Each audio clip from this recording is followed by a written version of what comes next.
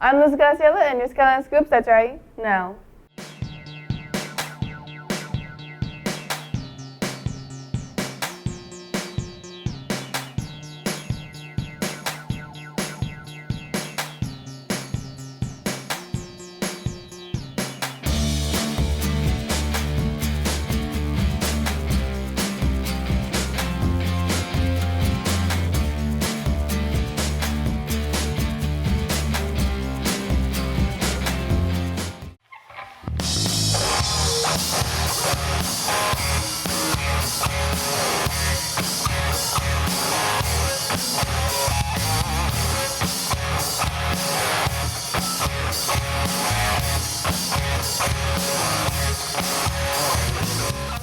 Good morning, Raiders. Hope everyone's enjoying their week. Let's get into it with a few announcements. Join the Skyline Library Club at North Texas Teen Book Festival. It's March 7. It's a free event with 80 authors. They'll be speaking on panels, meeting with readers, and signing books. The Library Club will have information for the meeting on Tuesday, March 3rd. It's right after school in the library if you're interested in attending. For Raiders who are going to Washington, D.C. and New York this spring break, please see Ms. Neely this Thursday, February 27th. It's after school in 838 for important information. If you want to wish the Skyline students who will be participating in the Region 101 Visual Arts Scholastic event, go attend this Saturday, February 22nd at MacArthur High School. It's in Irving. The best as they compete against other high schools in the region. Now let's check out what's the weather for today. Good morning, Skyline Raiders. I'm Clarissa here with your weather for today, Thursday, February 20th. It's a rainy day today with a high of 48 and low of 33. And tomorrow it's going to be a sunny day with a high of 49 and a low of 37. That's all we have for today, Raiders. Check in next time for more weather with Clarissa. Let's see today's lunch.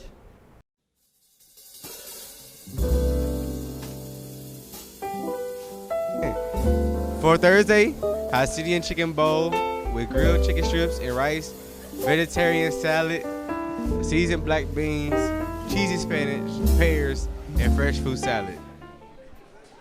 Here's your A segment.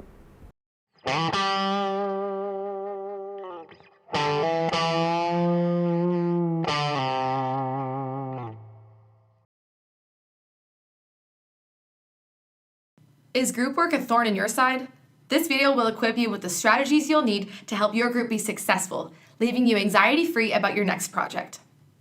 But why have strangers collaborated on projects? Research shows that we actually learn better and retain more information when we work with diverse perspectives.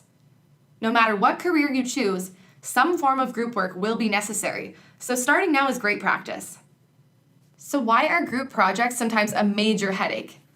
Even though it has led to great things, like Destiny's Child and the Rolling Stones. Yet still, most students don't do group work, but instead stitch the work of 4 to 5 different individuals together like it's Frankenstein's monster. The true purpose of group work is to use a range of perspectives to develop one polished and refined product. Now, let's focus on the early stages of group work. One of the biggest struggles students have with group work is managing the logistics of the project. Who's taking notes during the meeting? Who organizes meetings? Who will check in to see if tasks are completed? Before delving into the answers, have everyone share some bad habits that they want to improve on. For example, a tendency to be late or dominate a conversation. Basing these responsibilities on your answers will save you a lot of frustration down the road. We divided these responsibilities into roles like a note taker and a mediator. You can learn more by clicking the link in the description.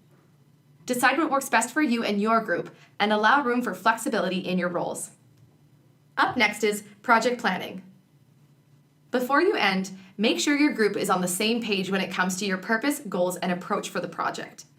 Be specific with your tasks. Instead of shoot a video, break down the process into each of its steps. This will prevent potential conflicts, and the group can always refer back to this page if you've hit a roadblock.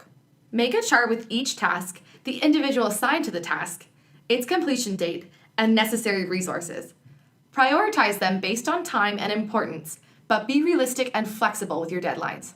When assigning tasks and roles, assign them according to strengths, but keep in mind that group work is a good opportunity to learn new skills. Aim for an equal number of hours when distributing tasks, and remember that some tasks may require more than one person. Also, make sure to schedule several check-ins so you can ensure that everyone stays on track and are better equipped to deal with setbacks. Another important part of group work is online collaboration. Online tools can promote efficiency and organization. However, many students go wrong by using it as a replacement for in-person group interactions. Think of a spectrum with complete democracy on one end and complete individualization on the other. There are certain parts of a group project that work better when the whole group is involved, and others where it might not be necessary. For example, big group decisions like ideating and check-ins should be done in person. Maybe a subgroup where a few students work together on a big task and present back to the whole team is more appropriate. Items like deciding a font are probably better for online work. Decide what's appropriate for each task, but strive for in-person or video conferences as much as possible. Even though scheduling is a hassle, sometimes things that take 20 emails to figure out can easily occur in a 10-minute conversation. Here are some online tools we suggest for your own group work.